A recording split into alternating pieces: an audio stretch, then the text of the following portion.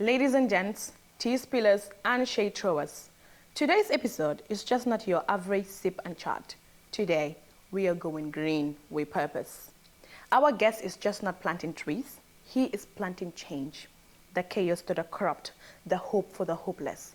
He is the founder of Green Up Gambia, the man behind the 1,000 trees, the destroyer of deforestation, and possibly our future president. Yep, you heard me right. He has been shaking tables in environmental circles, and now he is eyeing the whole house, the state house. From a climate warrior to a political contender. So buckle up, guys, because we are just not spilling teas. We are spilling compost, climate facts, and a whole lot of juice. Welcome, Kemo. Thank you for having me, Zainab. You're welcome. So today, I want us to discuss a lot of things on a deeper level, ranging from politics to environmental degradation and climate change, and a lot of it. Yeah. So before, I don't want to, talk much. So maybe if you have something that you want to introduce yourself for them all. You have introduced me so astoundingly well that I haven't been introduced in that way. So I think that, speaks for itself. Yes. Yeah. Have I forgot to tell you he might possibly be our future president? You heard me right. So guys, buckle up. We're about to get into it. So let's be honest, yeah? Planting trees sounds peaceful. But what is the real drama? Who is trying to cut down your vibe when it comes to the environmental or when it comes to climate change and all that? Well, like you rightly mentioned, we plant trees today so other hands may harvest. Mm-hmm. But we have moved from more than just planting trees, It's planting tree is one thing, but a tree is like a child. You must also nurture that tree to grow into fully grown trees. So, in fact, we started with planting trees, but we have long since moved from planting trees to growing trees. And of course, I would say this is an activity where everybody wants to be part of. And now the summer has come again. We would be having our usual Summer Go Green planting drive. As a matter of fact, we would be launching an initiative which is to plant about 12.5 million trees in memory of every lost soul that have been taken across the Atlantic. So we want to give the Atlantic Slave Memorial a fitting memorial, because the only memorial that have been, found for these atrocities committed is in the United Nations headquarters in New York. But we, the people who have suffered these atrocities, there is no memorial here besides Kunta Kinte Island, which is already shrinking in its nature. So we are planting these trees to kind of create a living, breathing memorial this coming summer on the 23rd of August. So I would say there has been a lot of spirit when it comes to planting and growing these trees. Yeah. But the challenge now lies in, are we planting or growing trees faster than we are cutting down or using trees? So this becomes the fundamental question. Like the Gambia alone, let me say this in Wolof, suñ Gambia bi fii rek, suñ amount of trees when they use or consume ak export is more than our land mass can support. Right. So mu ngi mel ni ñun garab yuñ dee am fii sa ak suñ këriñ yi sa lu bëri jógee wut si dëkk bi because si dëkk bi garab yi fi nekk du mun a mut ñun lu ñoo jaay si biti. So mu ngi mel ni garab yi dañ dee jógee from Casamance region di dugga si te loolu yëpp forest boo xamante ne la moo dee andi taw bi moo tax mbéy mi mun a dem si kanam. So lii mooy luñ war a seet daal ñun suñ liggéey foofu la taxawoo mooy comme let's get people to be more focused and see at what rate are we damaging this environment or are we cutting down, and at what rate are we replenishing it?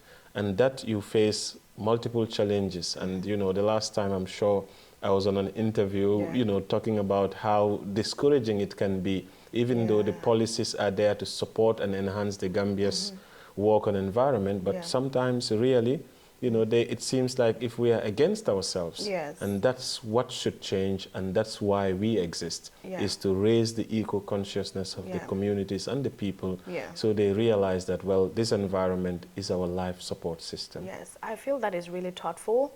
I've never heard anybody put it that way. When you hear about people just going around and just doing, planting trees all over, it's one thing, but it's another thing to also plant a tree in a memory of something that has been a bigger topic in this country. Yeah. I feel like as every Gambian should just, support this cause, Yeah. because it is, I feel it's thoughtful. So another question, because I'm going to be jumping here and there. Yeah, I yeah. just want to mix it. So we are going from environment to politics now. Yeah? I'm always happy to talk about politics. Yes, I'm a big fan of politics. Even though I'm not a politician, but that's one thing which is exciting. Yeah. Yeah. Okay, if corruption was a plant, okay, it's a bit of politics and and how to call it?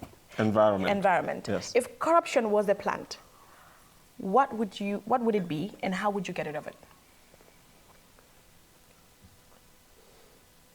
I love all plants. Let corruption never be a plant. But if corruption was a plant, Yes. what would it be? And where would I... How would you get rid of it? How would I get rid of it? It doesn't matter what plant it is. We will just uproot the damn thing and then throw it in the bin. It's just like cancer, you just have to cut it off. It doesn't matter. If you like be a mango, so long you're corrupt, you have to just be out and then... But essentially, I think the philosophy behind the question, I can definitely understand that. See, no human is extremely perfect, and this is why we have systems that help us to actually do what we need to do. Right. After all, you are only human, and to err is human.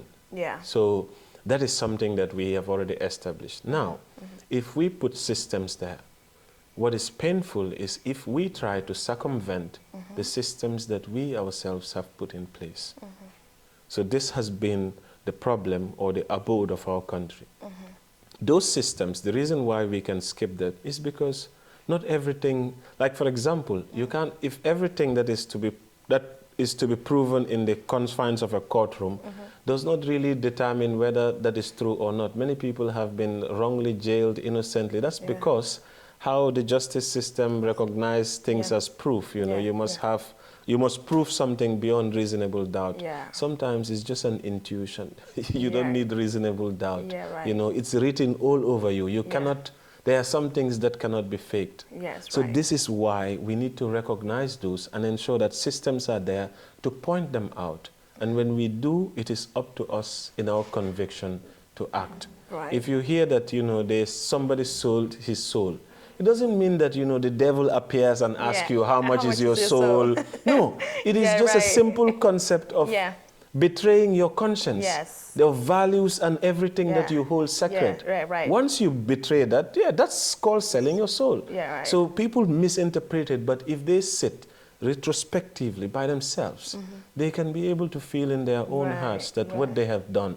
They are human. We don't have to assume that they don't have those moments. They do. No matter how much they try to cover it up. So me, Kemo, I'm against corruption, but that doesn't mean that I condemn all those people. Nobody is beyond redemption. They must change the ways they think for us to collectively work together for our determined destiny. People will have to be punished. Like even God says, wherever there is sin, there is death. The wages of sin is death. So if you do something, you definitely have to actually be able to, pay for what you have done, no matter the case. And this will allow us to kind of, put justice where it is and correct our systems and move forward altogether as a healthy society. Yeah. Okay, that is, it is explained better. So you're stepping into politics space that many young people avoid. What pushed you to stay, what pushed you in general to say enough is enough and take that bold step? Okay. Now, a lot of different things have brought me here, simply because one of it, which stood out, is the inefficiency or the ineffectiveness of state institutions. When I received 2 documents from a state institution, one allowing me to do it, one saying no because of something else happened. So I say that, hey, this is not working well. And the fact that, for far too long, I have been restoring land. The amount of land I've tried to restore together with all of these tree plantings we've done for over 8 years, I see the state that's supposed to protect what we work, that state can destroy what we could not restore in that duration of time, only in a day. And they are there to protect that, but it came from them to destroy that kind. So when I realized that, okay, they are destroying 80 to 90 football fields in a forest. And me, I have not yet restored 90 football fields size of forest. Wow. So what is my work over the past 8 years? So this kind of thing makes me feel like, you know, the pen that signs that destruction, that's the pen we need to secure, because apparently my efforts are not enough. Yeah. So that pen is so important because it does it so quickly. You strike me as a go-getter. Like, So, there's nothing that's going to stand on my way. You come, I just move you out of the way, and I just go for what I want. Yes, but what would give me such a confidence or such a bold declaration in a political climate that I know nix? I don't know anything about politics. I've been a conservationist. My effort and time has been put into studying the art systems. How do we solve the problem of climate change? So this is one complete place where they know I don't know this whole political game. But my best guess is that, okay, look, I have been voting, and I also earn the right to be voted for. And right now, the person that I want to vote for, I think based on looking at the geography of our place, should be a youth. You know, and I agree. if 70% of everyone here is below my age, then the leader ought to be one of us. So we are not imposing this. We are asking those people on top there to actually trust us and show us that, yes, indeed, we believe in you. So I say at this particular moment, we want to be governed by someone within the youth bracket, because this is where majority of the people are. So looking at that, I understood that, well, if these people come together, well, they are the real voice of this country. They are the true representation of this country. So in my view, I would say most of the youth are not bold enough to stand up. So the few of them who are in parties, of course, you know, they are very much good people that like their systems that they go, but we want to disrupt the system. We want a whole seismic political change. You know, we want something that no one out of the blue expects. So that's what we are looking for, so that now the Gambian people can be the real accountants of those that come in. So, for example, we have parties or politicians that have been here for far too long. So now, if I ask people among my age, some of them have only voted twice or once. Some never. So yes, some have never voted. And in the Gambia, we also have a lot of undecided voters. So we want to create a movement that talks about the young people only.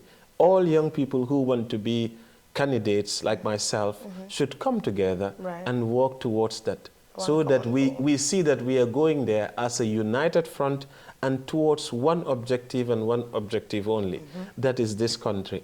And I, for one, I would have loved to, you know, present my manifesto. But how can I be so arrogant that I feel that I have the solution to all of Gambia's problems, beside all the documents I have been reading here, from the 5-point agenda to the transformational agenda to the NDP, the President Barrow's Yerua. Man, let's operationalize these documents, you know. I don't need to bring another manifesto. I'm saying that give me the NDP, let me reprioritize the NDP. Let's like walk the talk. Yes, and work on the indicators faster than the government could. I'll bring in efficiency and speed. So this is what we are saying. We have the zeal, we have the energy, the time. So at the end of the day, now is the time. They will say you are the future leaders. The future is already here. We are working in it. So essentially, who among all of these institutions that have existed for long have brought forward a millennial to say, this is our candidate, or this is... So I know experience is important, but right now we have built doctrines that we know we are supposed to go by. Our policies are now, you know, top-notch. The idea is to take those documents that are gathering dust and put them to action without fear or favor, affection or ill will, as well as good ethics. You've mentioned something really important, which is when you said people ask you what your manifestation is, like, I'm really learning here, because I've never heard anyone who talked about politics or wants to stand as a president ever said, I have my, like, all they say is they have their own, you know, projects that they want to bring in. But, okay, disregarding the projects that have been already promised to the Gambia, which I am telling you they have good agendas in the beginning, but none of it have been implemented for us. So coming in and stepping in and saying, I'm not bringing in any agenda yet. I want to work on the promise. I'm an expert on Uriwa, President Barrow's agenda, and also an expert on transformational agenda, which is Halifa Saleh's, manifesto, and as well as the UDP 5-point agenda. These are all documents we have chewed and swallowed. We understand that they need to just be put to action. So, a lot of Gambians, especially the young Gambians, have already lost hope when it comes to politics.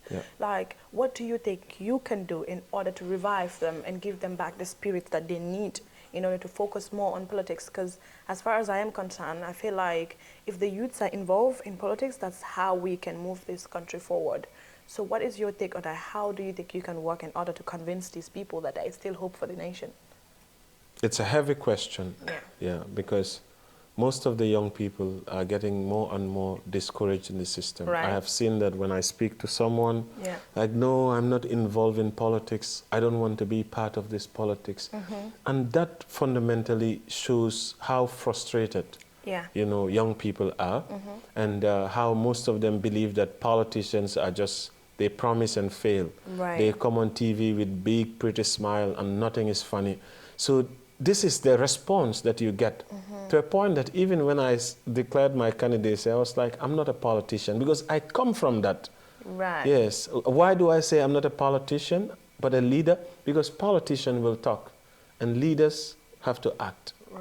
So there's a big distinction. You don't have to be a politician to be a leader. This is the logic that they are saying. So, but politics now engraves our whole life.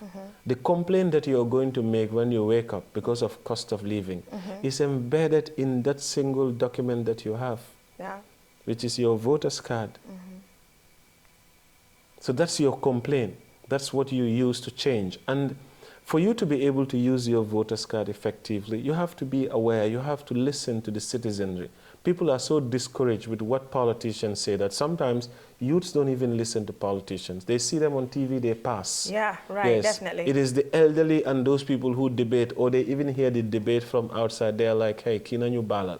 I'm telling you, like, I personally would be watching. Sometimes I'll be scrolling on TikTok and I will see some of this, I don't know whether, sometimes they do this arguments on, they have these debates on at the, I don't know, National Assembly. I don't watch none of it, because to me, I feel like it's all just crap. And these are the most important issues that we ought to be aware of. And even as journalists or TikTokers, this is some of the work that they try to do to synthesize what is happening in the corridors of power to the everyday citizen. This is the difficult task. So we all ought to do our part in ensuring that people really understand the system of governance, what they are saying, and at the end of the day, it's important for us and our future, because all decisions they are making, all the mistakes that they will make, so that means that the borrowing, we will have to pay it anyway. So it's better that we are engaged in the borrowing process, and we can raise an alarm where it is not necessary, or where we should not, we say no to this, because we know that it's going to affect us. Some time back when I was reading economics, I realized that there was an incident in Britain.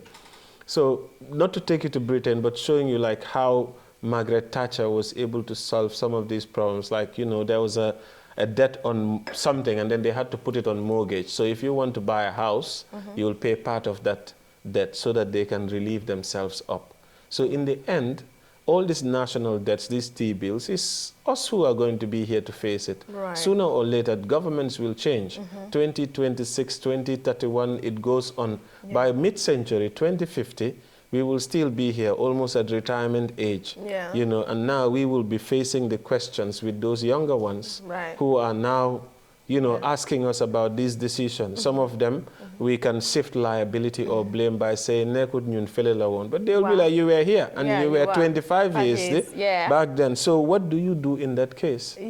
So this is where, you know, we're looking from that. This is why it's important for us to be engaged, because bu elegé suñ ñaké engaged lu ñoo def. You know, we've seen that, you know, how, you know, we have all migrated. In 2012, almost 8,000 Gambians had filed for asylum in Italy alone. Yeah, I read that somewhere else. I read that somewhere. So imagine in 2012, more and more young people are leaving desperately through this perilous clandestine journey. You think, what are they looking for? Better life. Right. If they see that they are engaged, they are heard, their voices are there, and there is concern from the government, they would have actually been able to participate and help themselves here. Some time back, I used to hear some complain that it was, I don't know, 1% or 5%, or between 1 to 5% of the national budget was for youth. And then they are 60% of the population. Right. So those things need to be fundamentally checked so that, you know, we can kind of bring on board our youth into national development in meaningful ways. Yes. Yeah, I feel like, you know, as far as the youth are concerned, I feel the more you talk to many youths, the more you know how much they've been disappointed by the government. Because I personally have an experience. Back in 2020, you know, we did this pageantry like Miss Fulbe All Stars. So we were told to make a video, a sensitizing video on coronavirus, which we were supposed to be paid from the coronavirus money. I am telling you, they would push us back and forth, and it's like, it's the way that I feel like even the people from a higher level don't even know, you know, when it's business, it's business. Especially being a girl or being a lady, you were there, they don't even take you seriously. I'm telling you, we come up with our videos and all they were saying is pretty faces, you know? And you want to talk about something very important, maybe beyond what you are even there for, but they will not take you seriously. And that has really been discouraging for me. And I'm telling you, when I pass by Banjul and I just pass that area where the ministers are, I just hate that place because I view it differently. And I'm telling you, that is the smallest thing that I have been through or I have, but maybe other people are there who have more worse experiences than I have, you understand? So I have this question. What is the biggest lie you think that Gambian tell itself? The biggest lie that we tell ourselves. We tell ourselves. That's a hard one. As a nation? Yes, especially with the youth.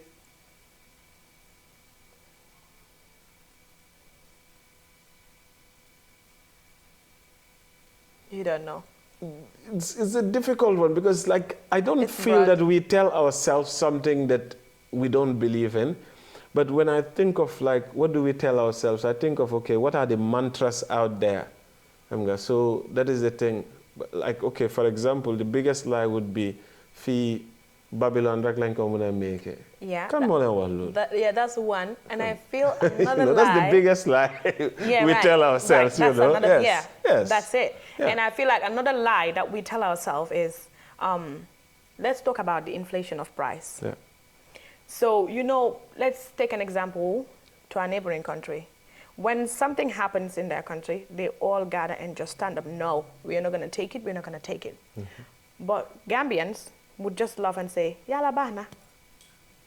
And there's this one time that I said to someone, "Oh, price be gonna high. This is going up. It's not going down." And someone was like, "Sudeme jeme kausa nen yala menu ko muna like ame put jenako." But I feel like we okay. I feel we tell ourselves these lies in order to cope with the situation. You understand? Yes, yes, a coping mechanism. Yeah. Yes, yes. So you see something that you could do something about it, but because you think, lean smoko hehes, I can do madiglu. You know? I think that also comes with understanding. You know, for example, it is true that people convince themselves to cope, you know, maybe faith also is a way that people have been coping. Even with grief, people use faith as a way. Right. But there are circumstances when your faith itself is in your own hands. You know, that has nothing to do with what you cannot have any impact on. Right. So this is what you must cry about. Yes. But what you can do something about, you must do what you can. And then if it fails, then that's the time to accept or to look why it fails and how can you correct it. So, but I feel like in the Gambia here, for example, because I know that it's bad to litter, so I'm not supposed to litter. Right? So, but I feel like, okay, because I don't litter, that doesn't mean somebody else won't. So I will just litter anyway. Yeah, right. Like that's only in Gambia I see here. So I'm like, yeah, but look, I understand, yeah, everybody litters, but I want you and I to be minus now so that we already know we have 2 people on the list. Yes. So when we get someone else, we now know 3 people. Don't mind about the rest. Yeah, every little Sooner step or is a later, change. yes, we will have 4 people. That 4 also convince another 4. We have 8. 8 to 8, 16. So before you realize, in 1 month we are 10,000. Yeah, right. In 2 months we are 20,000. In 3 months we are 100,000. Eventually, there will be less and less and less until the people now who litter will be ashamed to litter, because if they litter any time, there is somebody who will tell them, stop So he has to pick up and then put it where it's supposed to be. It takes one person to make a change, step by step. So leadership in Gambia has often been reactive, not proactive. How would your leadership style change that narrative? I don't know if I have a leadership style. Usually, I like people to take initiative themselves. Okay. Generally, it's always good that when somebody says, I'm going to do this, you let them do it. Yes, your job is to look, evaluate, and say, well, this is what I think. What if you do this and this? How would it work? Generally, people would feel more, they would do something from their heart rather than when they are told to do so. Right. Yeah, so when you see someone taking something from their heart, you support them and build on that. Despite the fact that, let's say, for example, I become president, I would have loved to be Jame and also employ myself as Minister of Agriculture. But, I can't do that.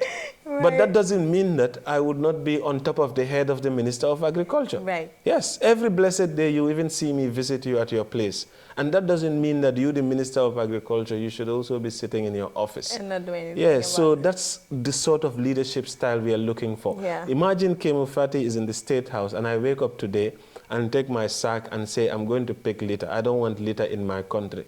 You think the people of Banjul will look at me to pick litter in their streets? No. They will join to pick litter. Yeah. And if I'm supposed to pick litter every day, people will stop littering in Banjul. Yeah. Just for 1 week. Right. I can stop littering in Banjul by inspiring action. So if I come to your community and say, you need to have more trees in your place, important things that truly change the lives of the people, rather than coming to them to tell them, vote and Lenma. That's one thing I would not be doing here. I'm just running for office, but I'm not convincing you, the youths, to vote for me. Right. I'm asking you to buy my ideas and let's put together someone there. Whether it's me or someone else, it's a youth takeover. If you were not 65%, I wouldn't declare my candidacy. Right. I'm not stupid. Yes. So I'm speaking for the voice of all the young people here.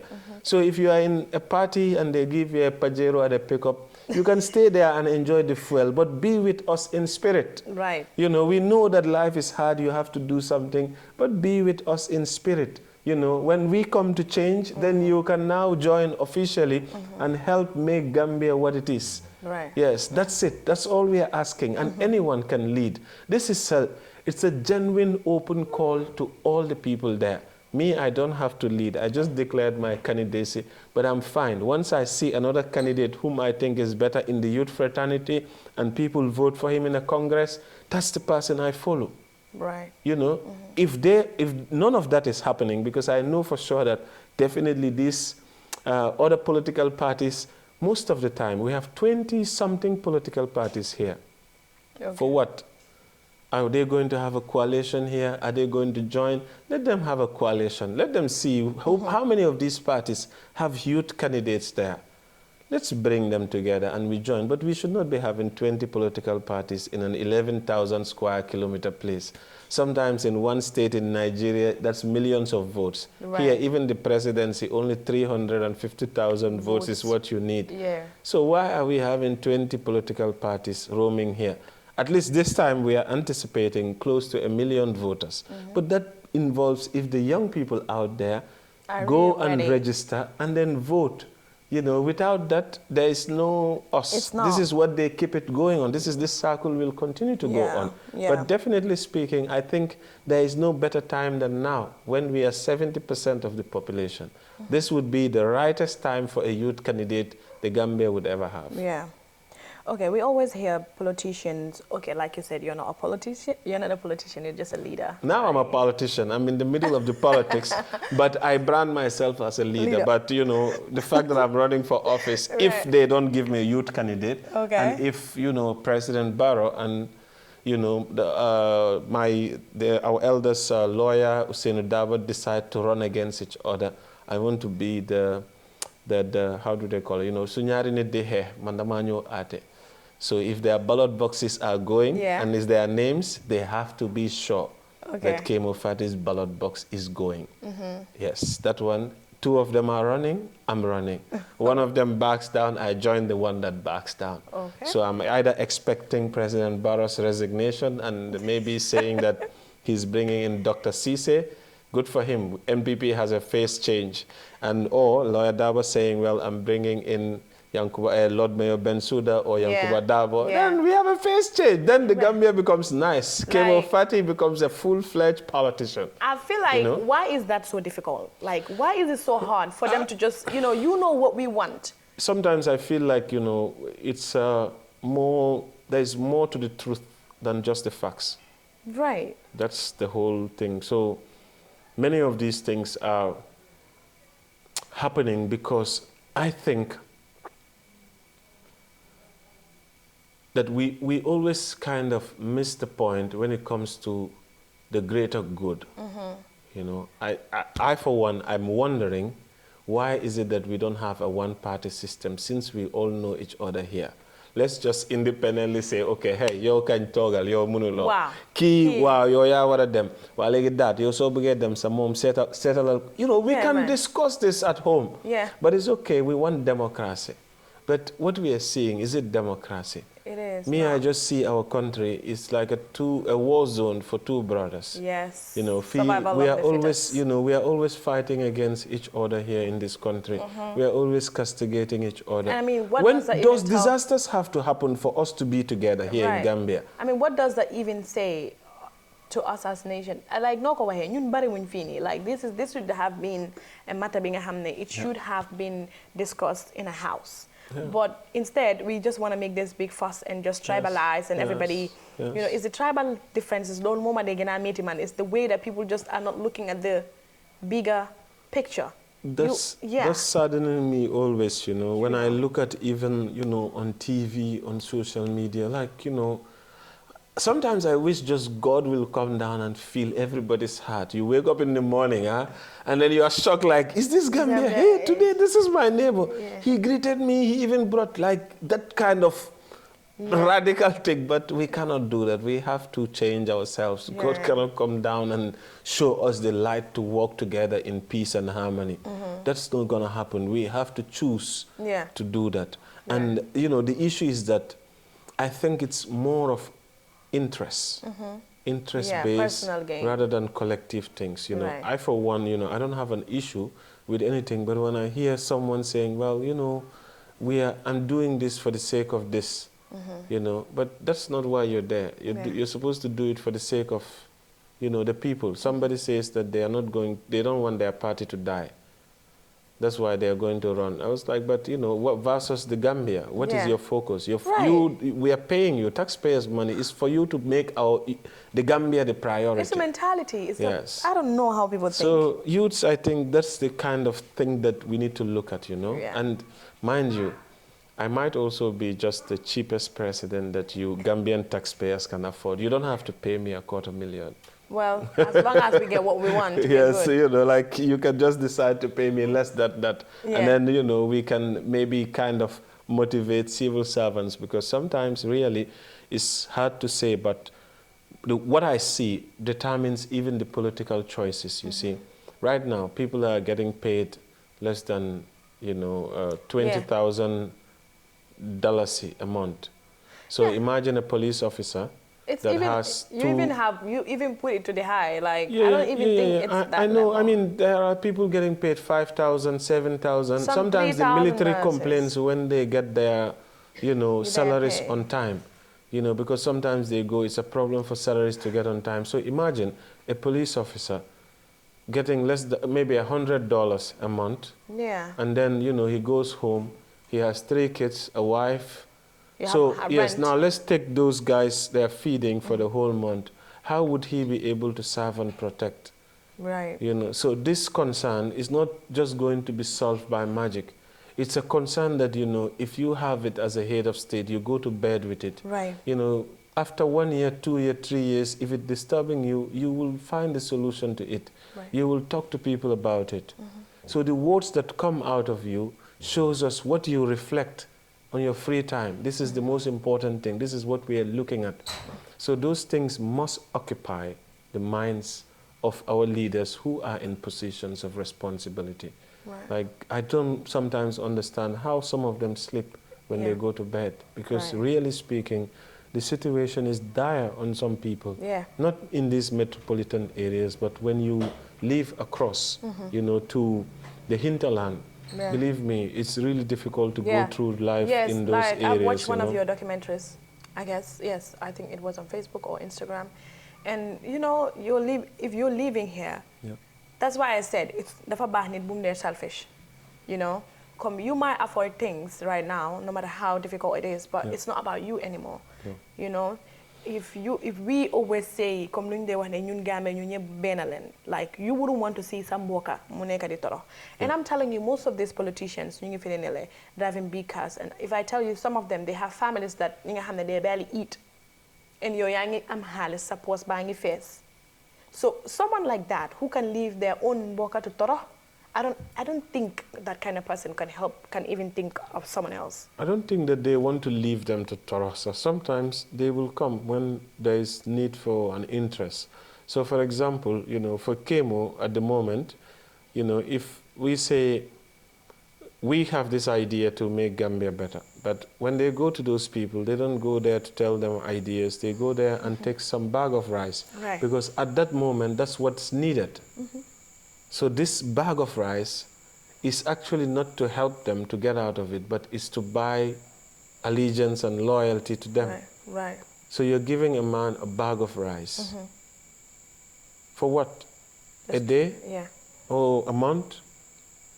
You know, when the man is someone who could grow rice at Right. his backyard Yeah. for 365 days a year. Very sad. So this is where the reflection should come from. When we go to do politics to our people, it should be used as an opportunity to enlighten them, not just to say, okay, vote for us. No, Yeah. that sort of politics must end. Right. We must go there to tell them what the plans are and not tell them to even vote for us. Right. Let them understand that this is what we want to do. And those people also who are holding those governments to account, they must hold them to account the right way. Right. They must not go to the citizenry and castigating them here and there. No, take action against them. When you go to the citizenry, tell them something useful. Do not tell them something just because they need to vote for you. That is the uneducated citizenry that we need. This is how, you know, people who are sitting at home listening to radio, this is how they understand the issues and kind of start thinking in that way. That way, ultimately, livelihoods improve. Imagine you're sitting on TV and someone is saying, okay, the Ministry of Agriculture is giving improved varieties. We have seen a rice that probably we haven't seen before. It's fast growing, grows within 60 days. You can harvest in 2 months. It brings more tonnage per hectare. This is what will excite those people rather than the simple bag of rice that you go and give them. Okay. You know, I would rather have an improved variety of seed I can put in the soil and get returns from it. You know, have more, you know, irrigation facilities. Because when the rains go, people don't grow anymore. Right. So people need to continue producing the land. and we have water everywhere. Yeah. You know, why can't we just give communal irrigation systems to farmers? We don't need to make it, we don't even need to mechanize it. Yeah. People say you may need tractors and things, but when farmers have water everywhere, it's good. Yeah. You know, yes, animals will have enough to eat, farmers will grow enough. So this is supposed to be a way to tackle how, you know, we don't just overspend on mechanization and forget to empower the smallholder farmers who feed the nation. And then I guess this is where Yaya Jammeh is different from all of the politicians that I've seen so far. Yeah. It's because his main focus was agriculture. Back to the land. You understand? He was right. And but everyone is back to the land. Yeah, and like every single day now, I realize what he meant when he was saying grow what you eat and eat what you grow. Because it will come at a time where a country should not be 100% dependent on another country. And you should always think of the worst. So what if importation somehow stops, or what if, you know, those people start increasing their prices, which is happening right now? How would you survive? You might survive it, but how would your people survive? And I felt like that is actually what stands out the most. And when he was saying eat what you grow, grow what you eat, I was a kid. I'm telling you, I did not even understand the full concept. But as I keep growing, now I realize this is exactly the vision he had. He knew what he was saying, you know. So I think just to comment on that with Jammeh, you know, that was the right thing to do. You know, Vision 2016 was, you know, truly something that was supposed to be remarkable. But, you know, sometimes you can have an aim, but, you know, there also needs to be some level of care. It must not always just be for the TV. You know, you have to put some level of effort into it.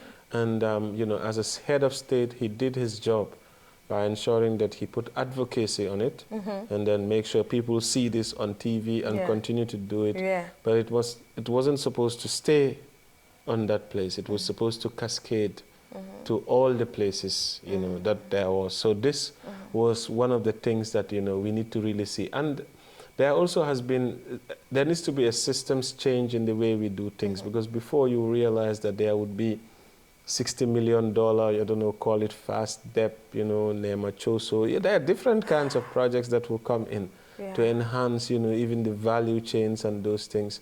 So at the end of the day, maybe, you know, those are not enough. We must supplement them, you know, once they phase out with something else that keeps the continuity for these smallholder farmers. And this way, you can increase the productivity of the land overall without having to buy new machines. You know, so for me, these are things that we need to realize, because when you go down now to our countryside, our farmers will sell their hectareages now to people. I've seen, you know, Indians along the River Gambia pumping water from the River Gambia, growing their bananas, selling. I'm sure they make a lot of money. Yeah, they do. There are different farms also along. So why can't communities be empowered through community cooperatives to create those, you know, kinds of plantations? And then, you know, even microcredits could give them this required finance. Or the government could, there should be some way that this should be done, but there needs to be thought and energy and effort put into it. And that's what the farmers get when it's a youth government. You know, you will have our attention on this on a daily basis. They will become the priority. We will have to feed ourselves before the term ends. If a youth government comes in and the Gambia doesn't feed itself by the end of its term, we are not going to run again. The proof to run again would be to make sure that the Gambia has produced enough rice to feed all of its people. Basic thing, rice wasn't even from Gambia. Now we took it, we have been growing it, it became part of our life. We have 300,000 hectares that needs to be grown. The Gambia only need maybe 400, 500,000 tons of rice. This we can grow in, let's say, 100 hectares. Just a little portion, we'll be able to get rice for the whole Gambia. So imagine a drop in that importation. It's not that simple, because we have other forces that are against us, forces like climate change. This is why it's important. This is why we fight with even the government in terms of accountability when it comes to destruction of nature, because those climate stressors also affect your production. In 2011, the government declared a 70 or 80% crop failure, and this was disastrous. So it simply means that Gambia fi suneke taw misna bena Bena Bena Adreka, we are finished. Imagine when that continues to 2 consecutive years, to 3 consecutive years, we will leave. So this is an eye-opener. Or not necessarily should we even leave, but now we will have to depend so much on the water. We have to dig, because even the level of the river will go down when rain skips. God forbid. But with this changing climate, we would not know what is about to come. We have to prepare. Right. We have to prepare to harness water. We have to even be prepared for losses and damages that are to come. Farmers have seen how crazy the rains are now. And it's not today. For the past 30 years, they have been talking about how these rains are crazy and how they are changing from 6 months to now. Wow. So we are at an emergency. So there is state of emergency. Next election, Limo state of emergency. Yeah, I mean, like food sufficient is really so important. So maybe a youth government, our first thing will be to declare a state of emergency to feed ourselves. Yeah, you know, that was I was gonna say what were you gonna do when you are elected as a president? But I guess you just answered that. So, your biggest scandal you have survived in the green journey? No scandals. I think the green journey is... oh, well, wait. Sometimes, you know, people are like, you guys are always traveling. Climate activists, you're flying everywhere. And that was a problem, you know, to be flying everywhere. So that's a problem for them? But like, I mean, you have to travel at some point, isn't it? Just to, you know, see how the other half lives and drive inspirations and all that. I mean, this is your own battle inside, because sometimes I sit inside and think, okay, you know what, hey, I'm flying, you know, maybe I flew 5 times in a year. Somebody is probably in Switzerland, he's refusing to fly. So that's just me measuring my own self. So that you have conflict in yourself when you hear someone saying, well, some people are saying climate this, but they are actually, you know, flying everywhere, doing all the things that are not climate friendly. So the judgment is on yourself. So imagine somebody sees you and then you're talking about carbon footprint of the West, and then you're flying from, you know, Brussels to Gambia, Gambia to Dubai, Dubai to... So they ask, what are you doing? I'm like, I'm talking about climate. But they're like, isn't this bad for climate? Yeah, I mean, it's a slippery slope there. Yes, so but it's a scandal. That's serious. It is. Yes. No, I mean, to be able, anyway, it's like you've been put in a spot where you don't even know how to defend yourself at this point. I agree that I need to reduce that as much as I can, but I feel that it's necessary. I can't say no, because how do we operate, for example? You know, if at all let's say we're transitioning to, you know, doing businesses and stuff like that. But essentially, you know, we are just activists. We're doing action. We're not traveling because we're going to do business job or it's profit based. No, it's just activism, trying to be at where the voices matter the most. And this is why we do it. So sometimes it's a conviction to yourself. I wish I would have been able to maybe do it in a much more carbon neutral way, where I can just perhaps use my computer and small energy and then do a televised thing. Right. But is that effective as when you are there in real life, and how you can gather that? So that's one thing. And another one would also be that, you know, sometimes, you know, people want to just plant trees. They will not want to grow trees. And you need to always figure out, tree planting is not same as growing a tree. So somebody will come and plant a tree and disappear. I've been trying to plant one orange tree for over a year now. It's care, you know, and it's very easy if you look at it in the Gambian context. 90% are Muslim. You perform ablution 5 times a day. You know, water is so important to be used just for washing. So when you are washing your hands, you can put it on the tree. And that's water 5 times a day for the tree. Yeah, I'm telling you, right now that makes sense, because I remember, like, my dad would always perform ablution under the tree. Yes, outside. All the time. Yes. You know, and now it makes sense. Yes. You know. So this is gonna be the last question. It's a bit tough. So if this mic was connected to youth across the Gambia right now, and you have 30 seconds to wake them up, what would you say? Well, it is the combination of government and people working together in unison and harmony. That will lead us to the progress that we all desire. We must stand together as one people with one goal and move forward as one nation. But if we insist on pursuing on our personal goals without keeping our collective objectives and responsibilities in mind, then indeed we shall be divided, we shall fall. Let us renew those promises we have made to ourselves at the time of independence as enshrined in our national anthem. This is the national pledge of the Gambia. I want to remind the young people that it is up to us, it is in our hands to change the state of the Gambia. We have cried about it, we've tried to do something about it. Let's step up now together and fix this place. Right. We can, we will, and we should be doing Yes, this. it is hard and it's not hard. It is only hard if we are divided, but it's going to be easy if we all come together as one. Like the elders would usually say, Gambia Nyunye Benalen. And these are the times that we have to know at what deeper level is that true, you know. Yeah. So now that was a whole rainforest of truth. Big thanks to incredible Kemo Fatty for dropping gems and reminding us that change doesn't wait, it roots, it grows, and it takes over. So if today's conversation doesn't shake you, please check your connection or your conscience. Until next time, so keep sipping smart, thinking out loud, and spilling tea with purpose. This has been your girl Z, signing out with love, sass, and a whole lot of green.